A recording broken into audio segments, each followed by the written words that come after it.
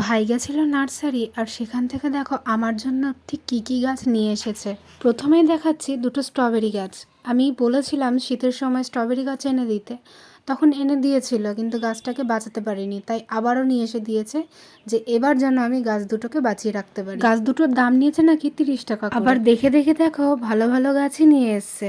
গাছের পাতাগুলোও খুব সবুজ আর খুবই সতেজভাবে রয়েছে। আশা করছি এবার এই গাছ দুটোকে আমি ঠিকই বাঁচিয়ে রাখতে পারবো পরের বছরের জন্য। আর এবার দেখো কিছু ফুল গাছ নিয়ে এসছে। ও শীতের ফুল গাছ এখন গরমে নিয়ে এসছে। হ্যাঁ, এটা ডায়ান্থাস ফুল গাছ। ফুলের কালারগুলোও খুব সুন্দর। আমি যতদূর জানি এই ডায়ান্থাস গাছ সারা বছরই মোটামুটি ফুল দেয়, শুধু এর একটু বেশি যত্ন করতে হয় গরমের সময়। আর আমি কিভাবে যত্ন করছি, কিভাবে গাছ লাগাচ্ছি সবটাই তোমাদের সাথে আমি শেয়ার করব। এখন আপাতত গাছগুলোকে আমি সেমি শেডেই রাখবো। হ্যাঁ, সারা গরম আর বর্ষাতেও আমাদের সেমি শেডেই রাখতে হবে। বাগানে যদি কোনো বড় গাছ থাকে তাহলে সেই বড় গাছের নিচে রাখলেও এই ফুলগুলো আমরা সারা বছরই দেখতে পারবো আমাদের বাগানে।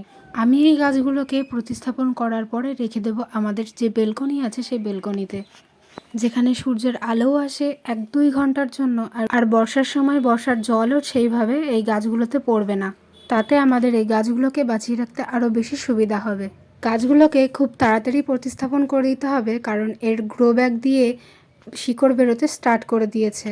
আর এই একটা গাছ যেটা হচ্ছে অ্যারিকা পাম, একেও তাড়াতাড়ি প্রতিস্থাপন করে দিতে হবে, কারণ সবগুলোরই প্রায় নিচ দিয়ে শিকড় বেরিয়ে গেছে। আর এই সব গাছ ভাই নিয়ে এসছে মাত্র 100 টাকায়। 100 টাকায় এতগুলো গাছ নিয়ে এসছে। আচ্ছা তোমরাই বলো তো এই সময় এই গাছগুলোকে নিয়ে এসে ভাই ঠিক করেছে কিনা। এখন আমি এই গাছগুলোকে একটা শেডের নিচে রাখছি, মানে উপরে ছাদ আছে তবে সাইডে ফাঁকা, আলো আসে, তবে এখানে বৃষ্টির জলও সেভাবে পড়ে না। এখানে কিছুদিন থাকবে, তারপরেই আমি প্রতিস্থাপন করে বেলকনিতে নিয়ে যাব।